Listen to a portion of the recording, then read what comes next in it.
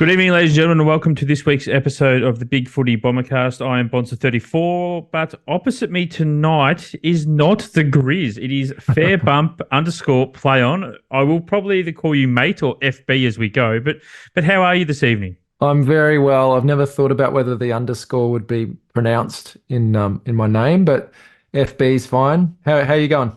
I'm very well, thank you. And we'll move straight to what we're here to talk about tonight. And that is probably the most unexpected win I think we've had in a number of years. And I mean, I'd nearly go all the way back to the Freo game under James Hird, where we came from the clouds after a horrid week that was pretty unexpected. This one's probably the most unexpected for me since then, because if you'd said to us last Friday, again after the Port Adelaide game, that we would beat the Dogs the next week, I think everybody would have laughed at you. Seemed impossible, didn't it? It's what a pleasant experience it is to win those sorts of games. It was just night and day, wasn't it? Totally different performance. And the best part was we wrapped it up very early in the last quarter, so we were able to sort of just sit back and chill a little bit as fans, as opposed to sitting on a knife's edge until the last 5 minutes. And that middle part of the game, we were truly dominant. It was a very, hate to say, a very un-Essendon performance. Un-Essendon performances are something I hope we see a lot more of in the future if that's the result we get. But for me, I think it started in an area that I thought we were going to get pushed around, and that was the midfield. So the Bulldogs midfielder is probably the opposite to us, whereas we're that little bit smaller, don't really have much grunt. They seem to base their midfield around grunt in the middle and winning that hard contested ball. But our midfielders just did not get bullied at all. I thought after sort of probably that first quarter and a bit maybe where they sort of pushed us around a little bit. As you said, we were pretty dominant, and I think it started right in the middle of the ground. It was just unreal how different it is to the last 10 times we've played them. I think we lost 9 of those and by an average of 45 points.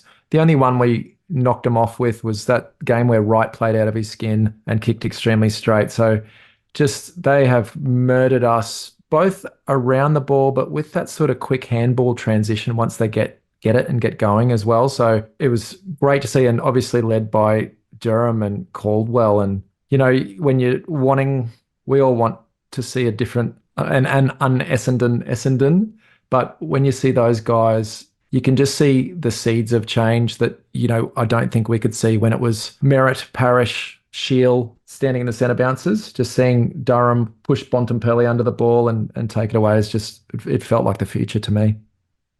It certainly did, and you're right. It does feel a little bit like the winds of change because Zach still went out and got his 30-odd touches as he does and played a dominant performance. But Darcy, as has been the last few weeks, was down on his possession count if you consider that last year he was racking up 40 touches for fun. But Durham's definitely one, and I said at the start of the year that I thought he was going to be our most improved player, and I certainly wasn't the only one that said that. There's been plenty that said it, but he did do brilliantly on Bontempelli and actually led clearances for us. He had 6 clearances on the night himself. So he's not just doing that defensive job, is he? He's also going and winning the ball. And I think my favourite clearance of the night was the one where he handballed to Sammy Draper, who this week tucked the ball under his arm and ran and kicked it as opposed to trying to fend off and look back over his shoulder like he did against Port. Obviously in the preseason, there was talk of Durham spending time inside. And, it feels like every year they toss someone out as, we think he might get some inside midfield minutes. And I don't know, I certainly, when I heard Durham, I thought it's worth a go. I felt like he'd lack class. There's a few guys they might have put in there to be the big body in the past. I think we're all probably surprised by his slickness. There's times when he is just so clean and makes great choices. He had an incredible kick inside 50 in maybe that was the second quarter. Yeah, and that goal he got in the last was also pretty impressive around the corner. He's turning into a genuine A grader, and if we're going to get better, it's not by having guys who are we all go, yeah, he's pretty good. Like we're kind of looking for some superstars, and I have been really bullish on Caldwell since he first walked in, and I love footy players who have a boxing background. I feel like they're kind of hard nuts who are good on their feet, and Caldwell is a hard nut, but he also has that true class as well, and he's turning into a great ball user, and getting more and more confident, and I reckon with those two, there's a really bright future for a different looking midfield. Yeah, I think you're right. Caldwell is also incredibly impressive on Friday night. The thing, so I will just quickly talk about clearances. So if you look at the clearances for the night, Liberatore had 10 for the Dogs, right? And then it falls away pretty quickly. The Bontempelli had 5 and Trelaw had 4, and then a handful of other players had 2. Whereas you look at ours, and Durham, as I said earlier, had 6. You then got Caldwell, Gresham, Parrish, Draper, Martin, all these blokes on 4 and 3. It's a very spread midfield. So the Bulldogs, it felt like it was either Libba was going to get it or they were going to struggle. Whereas our guys, it just felt that a little bit more balanced around the stoppages. And I think if we can keep that going, as opposed to having to rely on Darcy and Zach to rack up the clearances between them, that's just going to bode well for us moving forward. It's great, isn't it? And Dersma's name wasn't featured there, but I thought he was another who's sort of actually showing more than I'd anticipated. He had really faded out at Port for a bit there. I just feel like he's kind of arriving at a time in his career where he's turned from boy into man, and we know he's great gut runner and really helping out in transition. But he goes hard at the footy too, and really puts his body on the line. And once you're sort of getting that spread through 10 guys who are playing in different roles between the 250-meter lines, it's a much better look. It was so easy to shut down that sort of 2022, 23 midfield of Essendon's when there's really only 3 guys who are going to get it done for you. Now I think it's going to be much harder to shut us down. And I think Dersma, as you mentioned, he played so well. That goal he kicked in the second quarter, where he took the mark about 48 out on a pretty tight angle, and he just went back, and you could almost see him saying, "I'm going to back myself."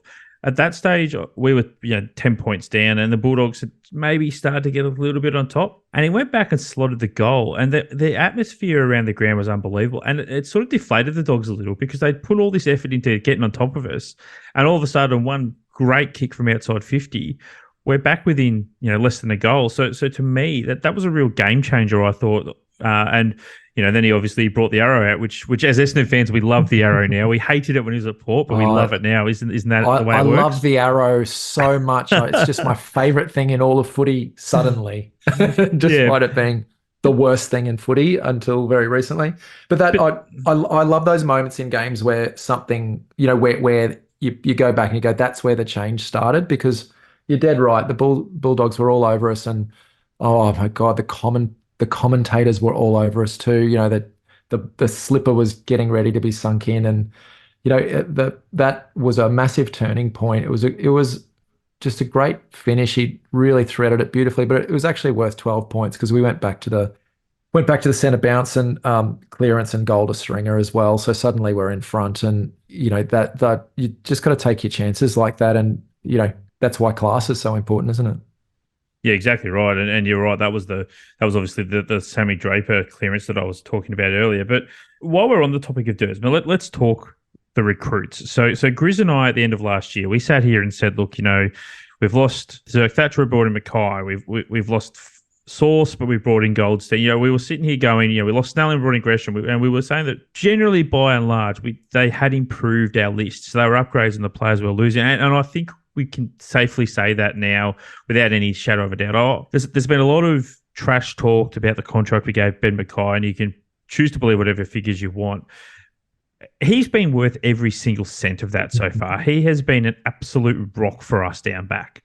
I'd consider tear it up, give him an extra $100,000 a year. It's he's the thing that's I didn't know he was such a good mover. I hadn't, the few times I dared to watch North Melbourne games, maybe he was injured. I'd seen him here and there. He played pretty well against us last year. I'd kind of had him pegged as, the big body we needed back there.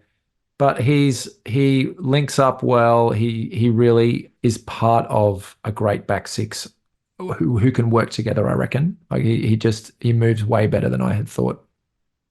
He does. I suppose the thing is, you look at his brother, who obviously plays that centre half forward. He's actually pretty mobile for Carlton. So I agree with you. I'm surprised by his mobility, but perhaps we shouldn't have been. And he did take the 8 marks on the night. And the other thing that that I've enjoyed is so North fans were very adamant that his disposal was rubbish, that it just wasn't a great kick. And Yeah. he might not be. We haven't really seen him take the pressure kick yet, but he does just play within himself. So he does just take the easy 45 meter, 15, 20 meter kick. He doesn't actually try and thread a needle, which is exactly what you want from one of your big fellas. When you're taking, 8 or 10 intercept marks a game, you can afford to be an adequate kick. He's turning the ball around. He doesn't bite off more than he can chew. You never have a sense that I think poor kicks will hold you up. You think, they take time, they go sideways. There's none of that with Mackay. He usually makes a sensible choice pretty well and moves the ball on. And so I just don't see any real concern with his disposal. He's not tearing sides apart by foot, but then again, he's intercepting the ball and winning it back for us. So I think that's Yeah, great. In terms of the other recruits, how easy is it to love Todd Goldstein? I'll be honest. I didn't before this year. It's weird how I've suddenly changed my opinion of him. Quickly on Mackay, he did actually go at 100% on Friday night too for 13 touches, which is good. But yeah, no, Goldstein. And the thing about Goldstein is right. So Sauce and Draper last year they worked okay together, but Sauce wasn't really able to go forward at all. Now Draper can in patches, but Sauce really struggled with that. So I think last year we sort of lost a bit because Sauce is either in the ruck or on the bench. He wasn't able to float. Goldstein seems to be able to spend more time on the field than Sauce. He seems to be able to take the solo ruck, but he also just floats forward a little bit more. So I have fallen in love with him a little bit more this year than I thought I would. He actually led the game for hitouts on Friday night. I think him and Draper really worked English over quite well. So there was a bit of talk about how good Tim English had been, but Goldstein had 22, Draper had 13, and English had 16, and I think Sam Darcy probably picked up a couple for the Dogs as well. So yeah, he's been really good. The other one, if we were talking about rucks, is Sam Draper. I thought he played a very good defensive game on Friday night against Liam Jones for the Dogs. I reckon he, for a late convert to footy, he is clearly a really good learner. He is a smart footballer, and you don't always say that about people who haven't been playing from a young age. Even just seeing the way he's turned around his foot skills, his kicking style until maybe even 12 months ago was just so loose. And he'd have some good results and he'd have some real messes. But just seeing him develop, I actually think there's still a fair bit of upside in him. And you're right, he did do a really disciplined job bringing the ball to ground. I feel like I actually am really hopeful that there'll be a breakout game for him just around the corner because I feel like he is turning up. He's getting around the ground well. I think his marking confidence is a real key to his game. And there was probably 3 or 4 instances Friday night where he might have been at the back of the pack, ends up the ball hits him in the chest. He could take a chest mark, but he's kind of flying without much intention. It was amazing how many times that happened. And if he was approaching pack saying, "This is mine, I'm coming," I reckon he'd be marking a lot more footy. But he's just lacking a bit of confidence there. But for a guy that seems so have so much bravado, I reckon he's actually a bit of a confidence player, and he might just a few good grabs might really turn things around for him. Yeah, I think you're right there. And if you look at his stats, he is down on hit outs 1 and hit outs 2 advantage for the year. He's at 38.4 hit outs 1 and 22.4 hit outs 2 advantage, which is below his average of 42.1 and 30.1 respectively. So he is down, but I think you could probably argue that's because as I said, I think Goldstein's able to spend more time out in the park than Sauce was. And so as a result, Drapes isn't going into the middle. The breakout game thing's interesting because Grizz and I talked about him last week, and we did point out he's going to be either 26, 27 this year. So I just don't know how much more he's got in him. But I think if you compare him with a good ruckman, and there's always going to be that, not journeyman, because Todd's a little bit better than journeyman, but there's always going to be an experienced ruck you can probably find cheap to pair him with. I think that's probably going to be where we get best use out of him. I don't think he's ever going to be the number one standalone ruckman like we kind of hoped he would be. He's an X factor kind of guy, isn't he? Yeah, exactly. I think it works well to have those best games. he'll do some freakish stuff. And, I think the game that we all want to see is him taking half a dozen outlet marks. There's a bit of a knock on Essendon's ability to move the ball when it's not in that sort of free-flowing turnover transition. So when we really have to work our way out of defence. So intercept marks are worth their weight in gold, and I'm sure we'll get to Harry Jones in our chat. But Drape is the wild card there. I feel like that he doesn't have to do that much better than what he's doing. We just need him to take another 4 or 5 marks across a game. That would be amazing, and I think it'd be game changing for us as a team in terms of having confidence to get the ball up the field a bit more fluidly. Yeah, it absolutely would be. And you're right. We will turn our attention now to the forward line. And they are firing again in Peter Wright's absence. So I would not have predicted, I don't think anyone would have predicted the Harry Jones recovery that we have seen. He kicked, 2 goals on Friday night. He managed to get his hands on the ball with 6 marks and 13 disposals.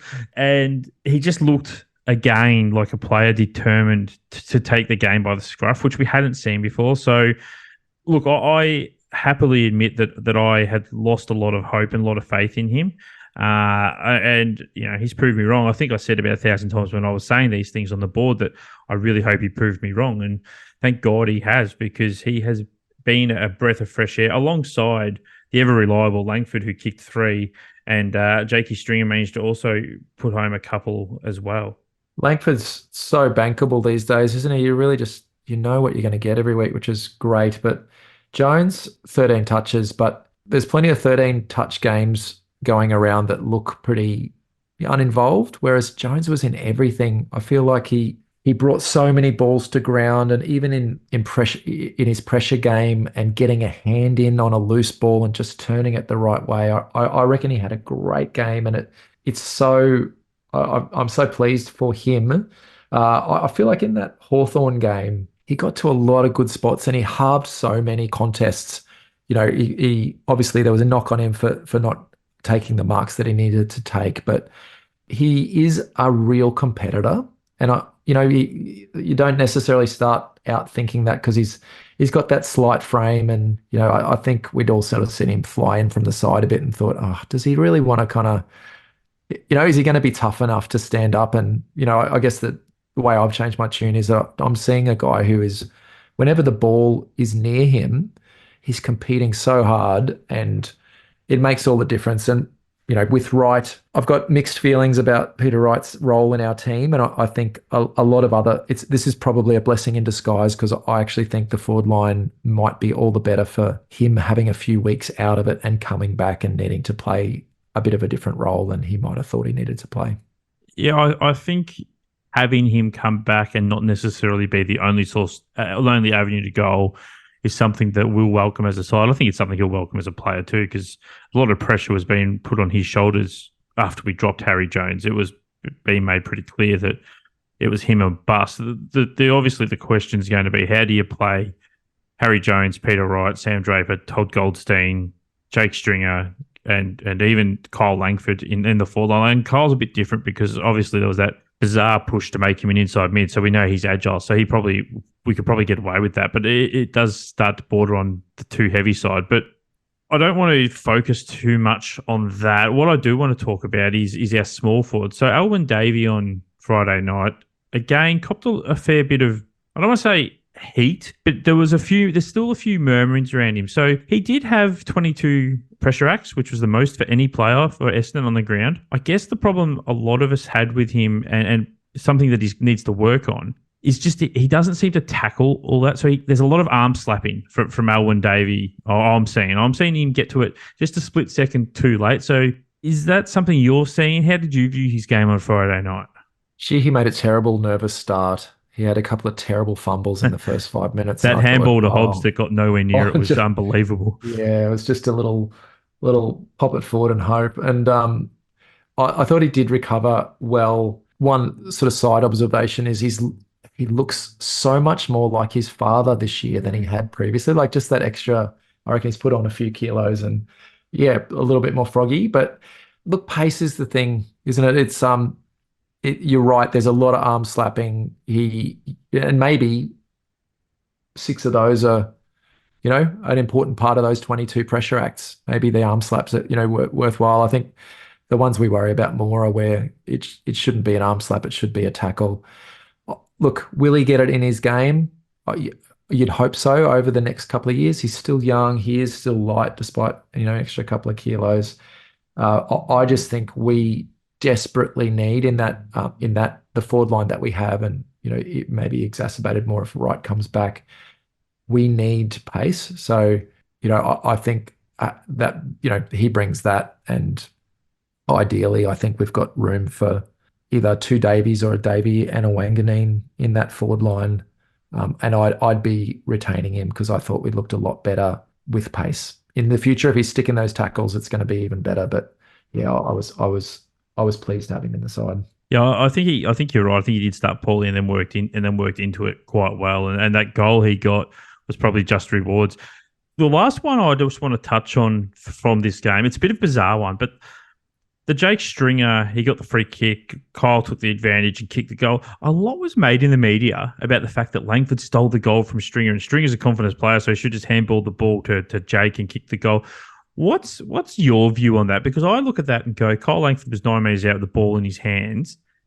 Just put the bloody thing through the middle of the sticks. I don't care if it's you or Jake Stringer. I don't who gives a shit? But the commentators in the media, for some reason, have made this thing out that Kyle has done the wrong thing and should have given the ball to Jake, which to me just seems bizarre. Storm in a teacup, right? Like I think on the balance of probabilities, he probably should have, but it's more like a 55-45 thing than a 100% thing.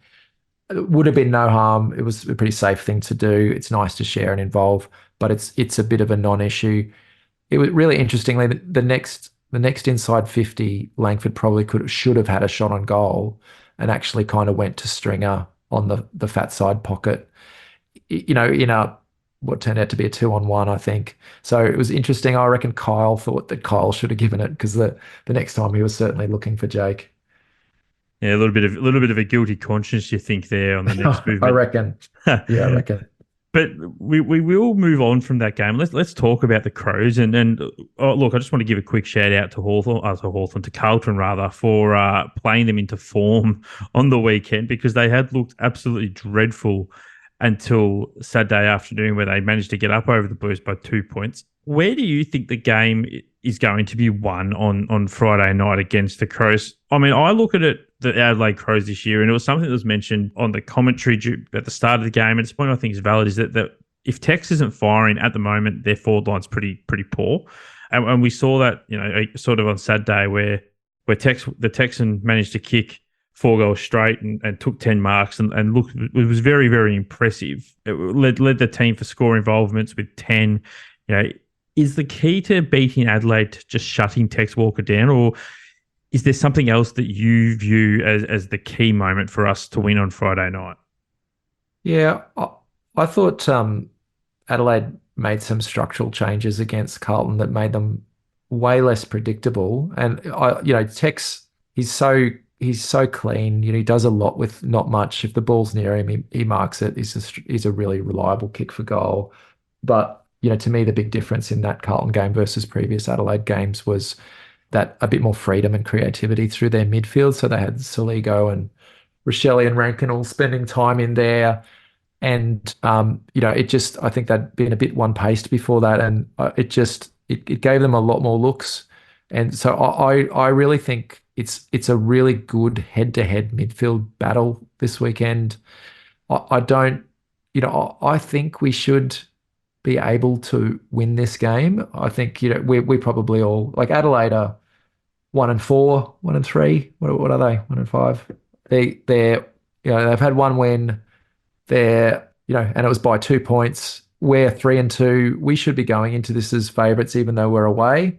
But, we're probably all thinking Essington and concerned that we might not get the biscuits. But to me, it's if we bring team pressure across in that midfield battle, Tex doesn't get the supply that he might get otherwise. Yeah, you're right. So they are 1-4, and they're, but I mean the thing is, I still look at percentage as being an important thing. Our percentage is still rubbish. So Yeah, they have won two less games than us, but they're actually only behind us by 9%, which is not huge. I agree with your thoughts that they, in the past, have been a really one-paced midfield. So ever since Danger left, they haven't really had that burst away from the pack that they had when he was there. And obviously, he's been gone for a number of years now. Rankin is someone that very interesting to me because he either seems to turn up and do something amazing, or he just vanishes into the ether. And Saturday afternoon, he turned up and was amazing. He had 23 touches, kicked 3 goals, one, which isn't bad for a bloke that spent some time in the middle. So, yeah, him and Saligo, as you mentioned, and Rochelle, they're going to definitely be an interesting bunch to take it to. But it'll be fascinating to see how, not only how they go against us in the midfield, but also down back. So Carlton's small forward, Carlton's small forward aren't that great. Neither are ours, really. But I think Gresham, Elwyn Davey, potentially, Dersmer if he goes forward, that those sort of guys are probably a little bit better. So it's going to be interesting to me to see how Adelaide respond to having to deal with a forward line that seems to be a bit more mobile than Carlton's, which seems to be just kick it to Harry or Charlie. Yeah, I think that's I agree. That's a good observation. The Crows' defense is, they did a great job on the weekend. I didn't think they had the height to match it with Mackay and Curnow, but I think they got good support from their midfield. But I think there is good opportunity if we can get the ball moving forward well, and probably starts with our forward press. One of the things I loved, sorry to dip back into last Friday night's game, was I don't remember a time when where our forward press was so effective. It's been a long, long time. We've played well in rebound footy, but we locked the ball in so effectively there. So I think if we kind of get that many looks and we're able to keep turning the ball over and pumping it back in, that I think we'll kick a score. Yeah, and that's why I think Jade Gresham's been so important. So he hasn't got the 25 touch game or the 30 touch game or 4 goal game yet, but he does just seem to add a little bit more experience and seems to be helping to structure up a little bit more. Speaking of the small forward, so it's come out today that Jai Menzies probably going to miss 3 weeks, which is disappointing for him. At the same time, probably borderline as to whether he was going to hold his spot or not. Where do we make the change here? So is it just as simple as Nick Hind now starts and will play as that small forward? Do we maybe go full crazy and bring in the other Davey brother? Or is it, we move, so go full crazy again and move a Parrish or a Perkins back forward and try and cover him that way? I mean, how do you see the structure lining up? The most conservative move is Hind into the starting lineup and Shield as the sub. He played some limited minutes in the VFL and from my observations, kind of wandered around and I don't know how competitive he was. Yeah, look, I did see the words "dial it in." He's just dialing it in. I saw that a lot, which I was pretty disappointed in. But maybe it was because he's building his body back up. Yeah, there's managed minutes. I'm not sure you're meant to do managed effort. I think you're meant to buckle up when you're on field. But regardless, that's the conservative move. The guy I am really keen to see get a run is Archie Roberts, and so there's there's not a like for like match there. If they're shuffling the deck chairs, I'd love them to find a way to get him in. It might involve pushing Martin back to a wing and getting Roberts to halfback, but that's probably music to my ears. Absolute music to my ears. That one. Yeah. I think Roberts is better suited to that role, and I think just on Martin, I feel like he's biting off the 100% glory kick too often. I think he would just trying to get that right risk judgment around risk. Will be an important part of his game if he's going to be back there, but there's just more leeway to take that extra bit of risk if he's kicking from, he needs to play within his role, doesn't he? Really, particularly if he's the deeper he goes back. So that's a move I'd love to see, but I don't think it's going to happen. So I feel like we'll see Hind in and Shield popping up, but Robertson. The other one name that kind of gets bandied about a bit is Hayes, and I don't think this is the week for him. Laverde is the one in the gun. I think Laverde and Fogarty is probably a good match up this week. Laverde's, he's a trier. I'm so surprised by Laverde. When we first saw him, he was so athletic and he looked like he would end up with a fair bit of flair. But he's moved to defence, has seen him be just an honest trier. Like he's a big body, shows up, but yeah, I think there's room for someone to go past him, and I think it will be Hayes, but I don't I think think this is the years. I week. think years of injury have probably taken their toll on poor old Jaden, and he's probably moving as well as could be expected as someone who's had his chronic and reoccurring injuries. For sure, it's so great to see him out there. After at a certain stage, we probably many of us thought it might be curtains for him, and yeah, I think that sort of Adelaide's tall stocks. There's a lot of sort of mid 190s guys, and I feel like that works well for Laverde, and Hayes probably can play a bit taller. I think that'd be probably another opportunity not too far away for him to have a look.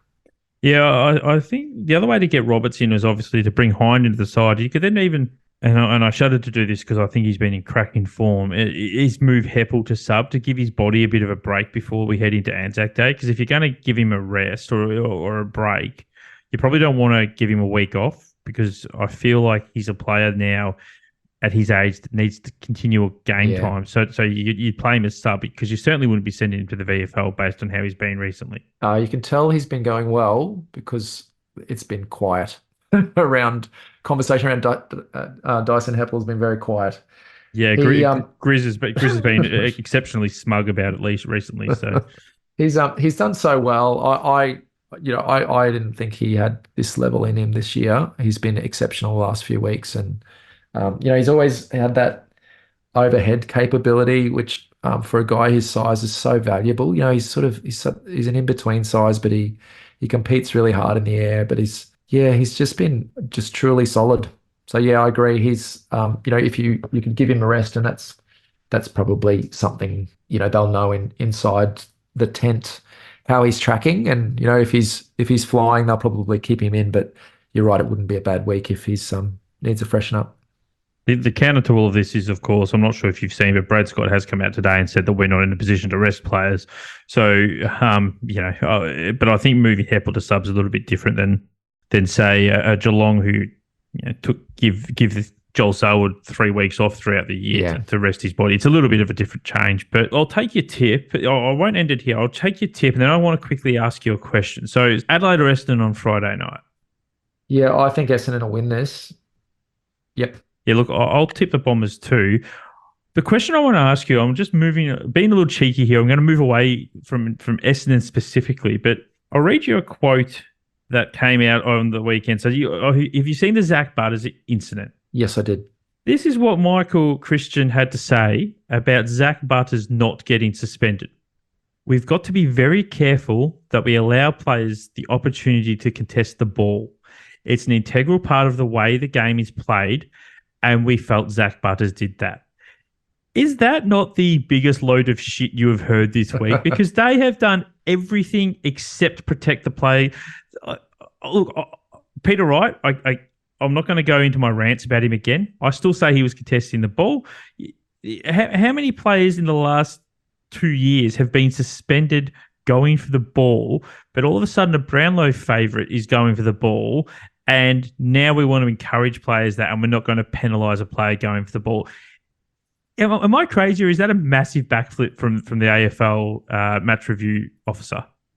Yeah, look, I think you could find a sports bet account that's Christian Michael and not Michael Christian, where he's got a few dollars on Butters for the Brownlow, I reckon. It's the hypocrisy splits, that blows me away. Really, it's there's unbelievable. there's split second timing in these ones, isn't there? And the thing with the Butters one was he sort of got a hand on the footy, but I tell you what, that was he skimmed past that footy and took the body.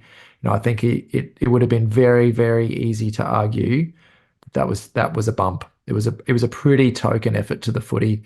I've seen Butters clean up a lot of loose balls, and I'll tell you what, they don't just graze the fingers. He gets some, he's got super sticky hands. He knows where the footy is. So I reckon he bumped. Yeah, it's a little bit like Cochin on Shield in that prelim where he got away with it because it was a grand final next week. But that will do us for this evening. So thank you very much for appearing tonight, and hopefully we get you back on in future for more episodes. Oh, thanks for having me. It's been a treat. Yeah. As always, remember to please like, subscribe, and tell all your friends to listen to us.